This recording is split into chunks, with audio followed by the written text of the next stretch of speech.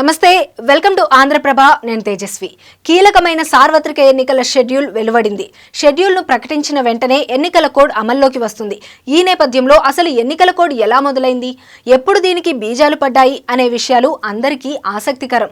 ఇప్పుడు ఆ విషయాలను తెలుసుకుందాము. ఎన్నికల నిర్వహణలో అత్యంత కీలక భూమిక పోషించే ఎన్నికల కోడ్కు 1960లోనే అడుగులు పడ్డాయని తెలుస్తోంది. నాడు కేరళ అసెంబ్లీ ఎన్నికల సమయంలో తొలిసారి ఎన్నికల నిబంధనావళి అమల్లోకి వచ్చిందని చెబుతున్నారు.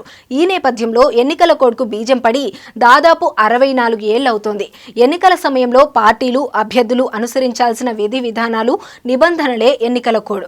ఎన్నికలకు సంబంధించి అన్ని భాగస్వామ్య పక్షాలు ఏకాభిప్రాయంతో రూపొందించిన నిబంధనల స్వరూపమే మోడల్ కోడ్ ఆఫ్ కండక్ట్. సరైన పద్ధతుల్లో శాంతియుత వాతావరణంలో ఎన్నికల ప్రచారం నిర్వహించుకోవడం, పోలింగ్, కౌంటింగ్ జరగడమే మోడల్ కోడ్ ఆఫ్ కండక్ట్ ఉద్దేశం. అధికారంలో ఉన్న పార్టీ, ప్రభుత్వం యంత్రాంగం ఆర్థిక వనరుల దుర్వినియోగం చేయకుండా అరికట్టడం కూడా ఎన్నికల కోడ్ ముఖ్య ఉద్దేశం. కేంద్ర ఎన్నికల సంఘం నిబంధనల ప్రకారం కేంద్రంలో, రాష్ట్రంలో అధికారంలో ఉన్న ప్రభుత్వాలు ప్రచారానికి తమ అధికారాలను ఉపయోగించుకోకూడదని ఎన్నికల నియమావళి వెల్లడిస్తోంది. మంత్రులు, ఇతర ప్రభుత్వ అధికారులు ఏ రూపంలోనూ ఆర్థిక నిధులను ప్రకటించడం కుదరదు. అధికారంలో ఉన్న పార్టీకి అనుకూలంగా ఓటర్ను ప్రభావితం చేసే ఏ ప్రాజెక్టు, పథకాన్ని కూడా ప్రభుత్వం ప్రకటించడానికి వీలుండదు. మంత్రులు కూడా ప్రచారం కోసం అధికారిక యంత్రాంగాన్ని ఉపయోగించడానికి అనుమతి ఉండదు. ఎన్నికల కోడ్ ఎన్నికల సంఘ షెడ్యూల్ ప్రకటించినప్పటి నుండి ఎన్నికల ప్రక్రియ ముగిసే వరకు అమల్లో ఉంటుంది.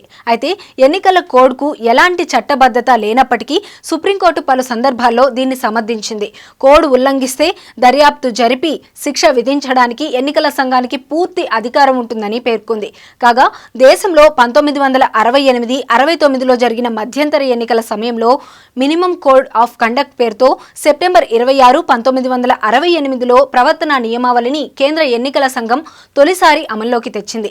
ఎన్నికల సమయంలో రాజకీయ పార్టీల పాత్ర, వాటి బాధ్యతలు అనే పేరుతో దీన్ని తెచ్చింది. ఆ తర్వాత ఎన్నికల కోడ్లో పలు మార్పులు జరిగాయి. 1972, 1982, 1991, 2013లో ఎన్నికల కోడ్ నియమావళిలో కొన్ని మార్పులు జరిగాయి.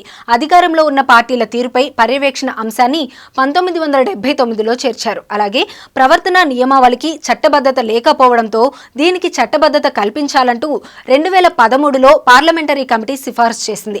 అదేవిధంగా ఎన్నికలను ప్రకటించినప్పుడు కాకుండా నోటిఫికేషన్ విడుదలైనప్పటి నుంచి కోడ్ అమల్లోకి తేవాలని సూచించింది. అలాగే అభ్యర్థుల ఎన్నికల వ్యయ పరిమితిపై మరింత స్పష్టత ఇచ్చేందుకు సవరణ చేయాలని సిఫారసు చేసింది. ఫాస్ట్ ట్రాక్ కోర్టుల ఏర్పాటు ద్వారా ఎన్నికల వివాదాలను 12 నెలల్లో పరిష్కరించడం వంటి సవరణలను చేయాలని కేంద్రానికి సూచించింది.